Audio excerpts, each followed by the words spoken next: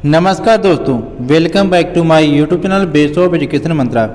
प्यारे दोस्तों, आज हम करने वाले हैं क्लास 8 की एनसीईआरटी बुक को, सोशल साइंस को, ठीक है, जिसमें हम ज्योग्राफी को चैप्टर को करने वाले हैं। ठीक है, तो यहाँ पर आप देख पा रहे होंगे, इससे पहले हमने क्लास 6 और 7 की ज्योग्राफी हिस्ट्री को कंप्लीट कर लिया। ठीक है,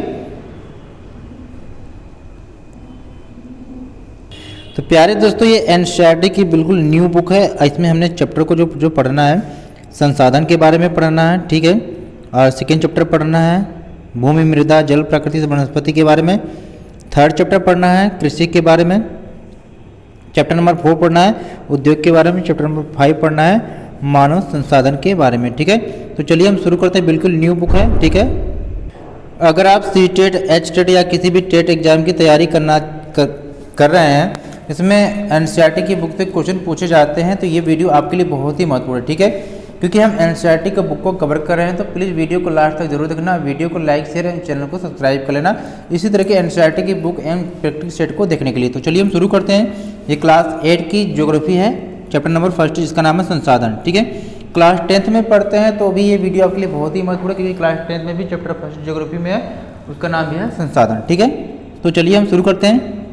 तो प्यारे दोस्तों, स्टोरी दी गई है, स्टोरी को आप पढ़ लेंगे। ठीक है, सीधे सीधे जो फैक्ट है उसको हम देखते हैं। तो सबसे पहले यहाँ पर क्वेश्चन बनता है कि संसाधन किसे कहते हैं, संसाधन क्या है। तो चलिए देखते हैं कि प्रत्येक वस्तु जिसका उपयोग आवश्यकताओं को पूरा करने के लिए किया जा सकता है वह संसाधन है। ठीक है, चलिए यहाँ पर देखेंगे संसाधन के बारे में। अब यहाँ पर एक चीज़ आपको और समझ लेना है। ठीक है, क्या समझ लेना है बता रहे हैं आपको। यानी यहाँ पर बताया जा रहा है कि जब आपको प्यास लगने पर आप जल को पीते हैं, और अपने घर में जिस विद्युत का उपयोग करते हैं, स्कूल से घर पहुंचने के लिए आप जिसका उपयोग करते हैं, रिक्शा का, या पाठ्य पुस्तक जिसका उपयोग आप अध्ययन करने के लिए करते हैं, ये सभी संसाधन है। यानी हम कह सकते हैं कि वह प्रत्येक वस्तु जिसका उपयोग आवश्यकताओं को पूरा करने के लिए किया जाता है, वे सभी संसाधन है। ठीक है, चलिए अब यहाँ पर देखते हैं कि जल, विद्युत, रिक्शा, सब्जियाँ और पाठ्य पुस्तक सभी में क्या कुछ एक जैसा क्या है। उनमें से सभी वस्तुओं का उपयोग आपके द्वारा किया गया है, इसलिए वे क्या है, उपयोगी है।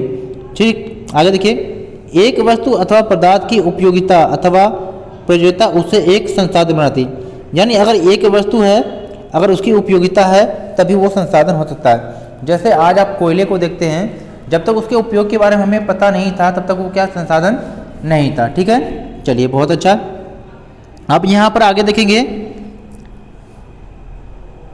अब यहाँ पर क्या है कि वार्तालाप में राजू ने पूछा था कि कोई भी वस्तु संसाधन कैसे बनती है। तो यहाँ पर बताया गया था, माँ के द्वारा क्या बताया गया था कि वस्तुएं उस समय संसाधन बनती हैं जब उसका, यानी जब उनका कोई क्या मूल्य होता है। ठीक है, इसका प्रयोग अथवा उपयोगिता ही इसे क्या है, मूल्य प्रदान करती है। यानी उसका उपयोग हो या उपयोगिता है तो उसको मूल्य प्रदान करती है। तो आप कह सकते हैं कि क्या सभी संसाधन मूल्यवान होते हैं। ठीक है, चलिए अब यहाँ पर मूल्य का अर्थ बताता है महत्व, यानी मूल्य का अर्थ होता है महत्व। ठीक है, चलिए कुछ संसाधनों का आर्थिक मूल्य होता है, जबकि कुछ संसाधनों का आर्थिक मूल्य नहीं होता है। ठीक है, उदाहरण के लिए आप देखेंगे धातुओं का जो आर्थिक मूल्य होता है, लेकिन एक मनोरम यानी कि नेचुरल जो भूदृश्य का आर्थिक मूल्य नहीं होता है। ठीक है, परंतु ये दोनों संसाधन बहुत ही महत्वपूर्ण हैं और मनुष्य की आवश्यकताओं को पूरा करते हैं। ठीक है, चलिए आप जानते हैं अच्छी तरीके से। अब यहाँ पर आगे देखेंगे कि कुछ संसाधन समय के साथ आर्थिक रूप से मूल्यवान हो सकते हैं। आपकी दादी के जो घरेलू नुस्खों का आज कोई वाणिज्यिक मूल्य नहीं है, लेकिन यदि वे पेटेंट करने के उपरांत मेडिकल फर्म द्वारा बेचे जाते हैं, तो तब वे आर्थिक रूप से क्या है, मूल्यवान हो सकते हैं। अब यहाँ पर पेटेंट का मतलब क्या था, यहाँ पर आप जान लेंगे। ठीक है, देखिए पेटेंट का मतलब ये होता है कि इसका तात्पर्य किसी विचार अथवा आविष्कार पर एकमात्र अधिकार। जैसे आपने देखा बहुत सारे राइटर लोग होते हैं या लेखक होते हैं, या तो वो क्या करते हैं कि उनकी जो गाना होते हैं या उनकी जो कविताएं होती है, ठीक है, उनकी जो विचार होता है उन पे उनका एकाधिकार होता है। ठीक है, तो वो पुस्तकें छपती हैं, फिर मार्केट में आती है बिकने के लिए। चलिए आगे देखते हैं। यहाँ पे देखिए बिल्कुल न्यू बुक है 2023-24। ठीक है, ये यानी कि यूट्यूब पे बहुत सारे लोग आपको एनसीईआरटी की बुक कवर कराते हैं, लेकिन आप वहाँ पर आपको पुरानी बुक करवाएंगे। ठीक है, तो आप बिल्कुल न्यू बुक से करेंगे, न्यू फैक्ट के द्वारा। ठीक है, चलिए अब यहाँ पर देखेंगे समय और प्रौद्योगिकी दो महत्वपूर्ण कारक हैं जो पदार्थ को संसाधन में परिवर्तित कर सकते हैं। दोनों लोगों की आवश्यकताओं से संबंधित है। ठीक है, लोग स्वयं ही क्या सबसे महत्वपूर्ण संसाधन है।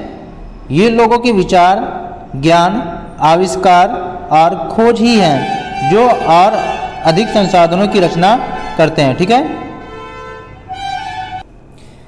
ये लोगों के विचार, ज्ञान, आविष्कार और खोज ही हैं जो और अधिक संसाधनों की रचना करते हैं।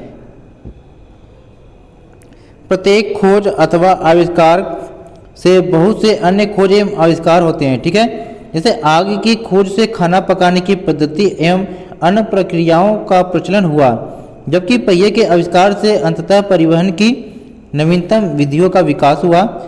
जल विद्युत बनाने की प्रौद्योगिकी ने तेजी से बढ़ते जल से ऊर्जा उत्पन्न करके उसे एक महत्वपूर्ण संसाधन बना दिया। ठीक है, अब यहाँ पर देखेंगे प्रौद्योगिकी मतलब क्या होता है। किसी कौशल करने अथवा वस्तु बनाने में नवीनतम ज्ञान का अनुप्रयोग प्रौद्योगिकी होती है, यानी टेक्नोलॉजी या तकनीकी कह सकते हैं आप। ठीक है, अब यहाँ पर देखिए आपको बताया गया है कि संसाधन के प्रकार। तो संसाधन के प्रकार कितने होते हैं? 3 टाइप के होते हैं। ठीक है, अब कौन कौन से होते हैं संसाधनों को? क्या है? प्राकृतिक, मानव निर्मित और मानव में वर्गीकृत किया जा सकता है।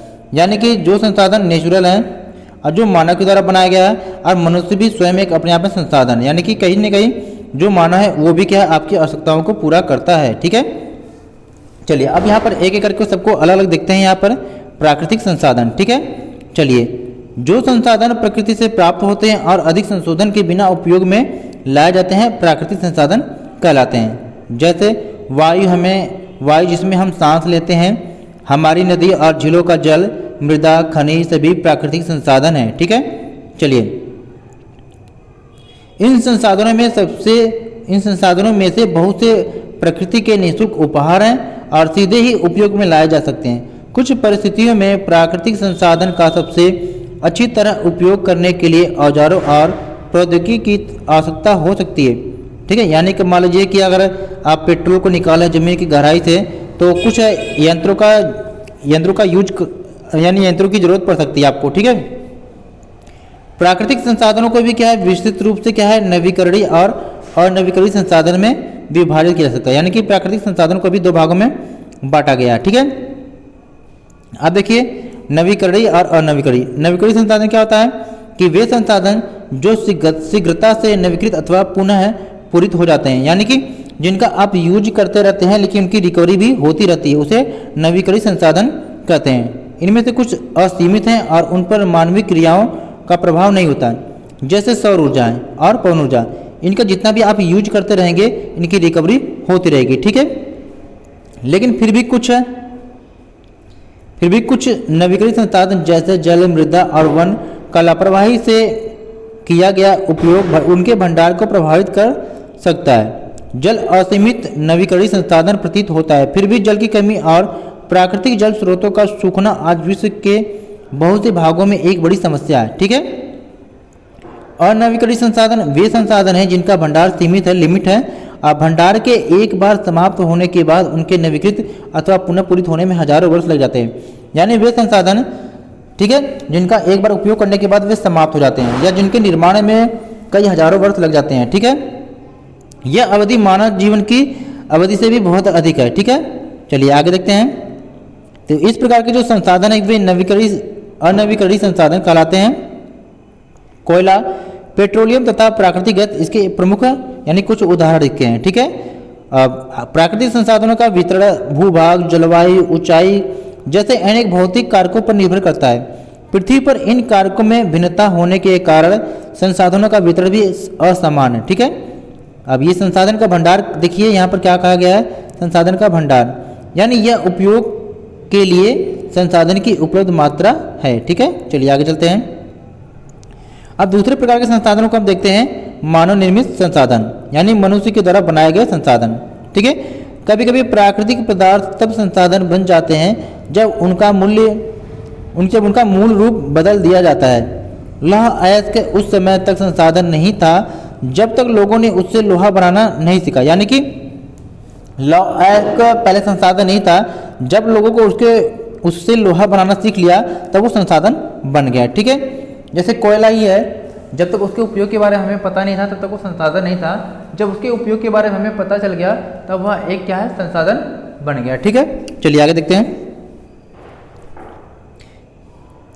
लोग प्राकृतिक संसाधनों का उपयोग पुल, सड़क, मशीन और वाहन बनाने में करते हैं जो मानव निर्मित संसाधन के रूप में जाने जाते हैं। ठीक है, आगे देखिए। प्रौद्योगिकी भी एक मानव निर्मित संसाधन है, टेक्नोलॉजी। ठीक है, क्योंकि इसका जो मनुष्य ने बनाया है तकनीकी का, इसलिए हम जैसे लोग प्राकृतिक संसाधनों का उपयोग करके मानव निर्मित संसाधन बनाते हैं। ठीक है, चलिए आगे देखते हैं। अब यहाँ पर मानव संसाधन यानी कि मनुष्य भी किसी न किसी तरीके से हमारी आवश्यकताओं को पूरा करते हैं। जैसे आप बीमार अगर हो गए तो चेकअप कराने के लिए आप डॉक्टर के पास जाओगे। ठीक है, अगर आपको पढ़ना है तो आप टीचर के पास जाओगे। ठीक है, इसीलिए क्या है, मनुष्य भी कहीं ना कहीं आपकी आवश्यकताओं को पूरा करते हैं। ठीक है, इसलिए मनुष्य भी कहीं ना कहीं एक संसाधन के रूप में कार्य करते हैं।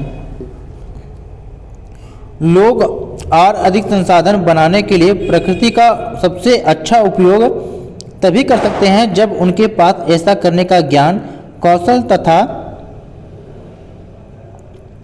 प्रौद्योगिकी उपलब्ध हो। ठीक है, इसलिए मनुष्य एक विशिष्ट प्रकार का संसाधन है। अतः लोग मानव संसाधन हैं, यानी कि लोग क्या है, मानव संसाधन है। और एक चीज ध्यान देना है, शिक्षा और स्वास्थ्य लोगों को बहुमूल्य संसाधन बनाने में मदद करता है। जैसे अगर आप शिक्षित हैं तो पहले से और भी योग्य हो गए, स्वस्थ है यानी आप स्वस्थ बने रहेंगे तो पहले से ज़्यादा कुशल रहेंगे, ज़्यादा काम करेंगे। ठीक है, यानी कि जिस दिन आप बीमार होते हैं तो आप स्कूल नहीं जाते हैं, उस दिन आपका स्कूल प्रभावित होता है। ठीक है, चलिए आगे देखते हैं। अधिक संसाधनों के निर्माण में समर्थ होने के लिए लोगों के कौशल में सुधार करना ही मानव संसाधन विकास कहलाता है। ठीक है, चलिए आगे देखिए। यहाँ पर अब देखिए परिभाषा अगर दे देगी, आपको हर एक चीज़ की परिभाषा याद रखना है। अब यहाँ पर संसाधन संरक्षण, क्योंकि पेपर में परिभाषा दे दी जाएगी, आपसे पूछा जाएगा ये क्या है, संसाधन संरक्षण है, संसाधन नियोजन है कि क्या है। ठीक है, तो ये सब चीज़ आपको पता होना चाहिए। ठीक है, चलिए आगे देखते हैं। देखिए संसाधन संरक्षण का मतलब जो संसाधन हमारे हैं हमें उनकी क्या है, रक्षा करनी है, नहीं तो एक न दिन वो समाप्त हो जाएंगे। ठीक है, बाकी कहानी है, आप उसको देखेंगे। अब यहाँ पर देखिए, संसाधनों का सतर्कतापूर्वक उपयोग करना और उन्हें नवीकरण के लिए समय देना ही संसाधन संरक्षण कहलाता है। बहुत ही इंपॉर्टेंट है। ठीक है, चलिए एक परिभाषा यहाँ पर है, क्या है, सतत पोषण विकास।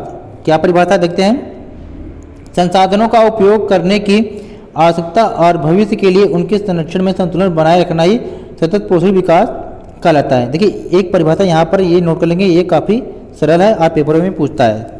ये भी सतत पोषण विकास की परिभाषा है। क्या है, संसाधनों का सावधानीपूर्वक उपयोग ताकि न केवल वर्तमान पीढ़ी की अपितु भावी पीढ़ियों की आवश्यकताएं भी पूरी होती रहे, सतत पोषण विकास कहलाता है। ठीक है, आगे देखते हैं। ठीक है, अब संसाधनों के संरक्षण के अनेक तरीके हैं। प्रत्येक व्यक्ति उपभोग यानी उपयोग जो करते हैं, उपयोग को कम करके यानी उपभोग को कम करके वस्तुओं के पुनः चक्रण और पुनः उपयोग द्वारा योगदान दे सकता है। अंततः यह एक क्या विभिन्नता बताता है, क्योंकि सभी जीवन एक दूसरे से जुड़े हैं। ठीक है, चलिए आगे देखते हैं। बाकी कहानी है, इसको पढ़ते रहेंगे आप। बाकी यहाँ पर कहानी आप देख रहे हैं कि भाई कागज बनाने के लिए पेड़ों को काटा जाता है। ठीक है, और बांस की डंडिया से लिफाफा, ठीक है, ये सब चीज़ें आप देख लेंगे कि बांस की डंडियों से क्या है, लिफाफे बनाए जाते हैं और थैले भी बनाए जाते हैं। ये सब चीज़ें आपको पता होना चाहिए। ठीक है, चलिए आगे देखते हैं। ठीक है, आगे यहाँ पर देखेंगे स्टोरी क्या है। फिर यहाँ पर बच्चे बोलते हैं कि हाँ मैं अभी घर में क्या है बिजली को व्यर्थ नहीं करूँगा। मुस्तफ़ा ने भी कहा कि भाई विद्युत जल और कोयला से ही मिलती है। ठीक है, यानी कि उन सब ने कहा कि भाई हम भी जल को बेकार नहीं करेंगे। ठीक है, क्योंकि एक एक बूंद क्या है मूल्यवान है। ठीक है, तो ऐसे आप लोगों को भी करना है। ठीक है, चलिए आगे देखते हैं।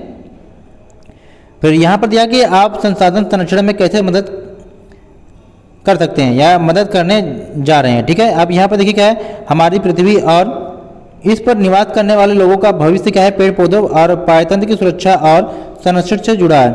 अब यह सुनिश्चित करना हमारा कर्तव्य हो जाता है। क्या हो जाता है, देखिए कि सभी नवीकरणीय संसाधनों के उपयोग क्या सतत पोषणीय है। पृथ्वी पर जीवन की विविधता संरक्षित की जाए, प्राकृतिक पर्यावरणीय तंत्र की हानि को कम से कम किया जाए। यहाँ पर देखिए दिया है कि सतत पोषण विकास के कुछ सिद्धांत क्या है, जीवन के सभी रूपों का आदर और देखभाल, मानव जीवन की गुणवत्ता को बढ़ाना, पृथ्वी के जीवन शक्ति और विविधता का संरक्षण करना, प्राकृतिक संसाधनों के ह्रास को कम से कम करना, पर्यावरण के प्रति व्यक्तिगत व्यवहार और अभ्यास में परिवर्तन, समुदायों को अपने पर्यावरण की देखभाल करने योग्य बनाना। ठीक है, और कुछ फैक्ट हमने पीछे भी छोड़ दिया था, उसको भी देखते हैं। यहाँ पर देखेंगे आप मानव संसाधन के बारे में। ठीक है, मानव संसाधन से तात्पर्य लोगों की संख्या और योग्यता है, यानी कि मानसिक तथा शारीरिक दोनों से है। यद्यपि मानव को संसाधन बनाने के संदर्भ में लोगों में मतभेद है, इतना होते हुए भी इस तथ्य से इनकार नहीं किया जा सकता है, मूलतः मनुष्य की कुशलताएं ही भौतिक पदार्थों को मूल्यवान संसाधन बनाने में सहायता करती है। ठीक है, आप यहाँ पर देख पा रहे होंगे। ठीक है, चलिए आगे देखते हैं। तो यहाँ पर हमने इस चैप्टर को बहुत इजीली तरीके से कंप्लीट कर लिया। तो प्लीज़ वीडियो को लाइक शेयर एवं चैनल को सब्सक्राइब कर लें सबसे पहले एनसीईआरटी के सारे चैप्टर को देखने के लिए। ठीक है, और यहाँ पर अगर आपने क्लास 6 एवं 7 के सारे चैप्टर को अगर नहीं देखा है तो प्लेलिस्ट से जाकर या डिस्क्रिप्शन बॉक्स में जाके आप देख सकते हैं। ठीक है, थैंक्स फॉर वॉचिंग।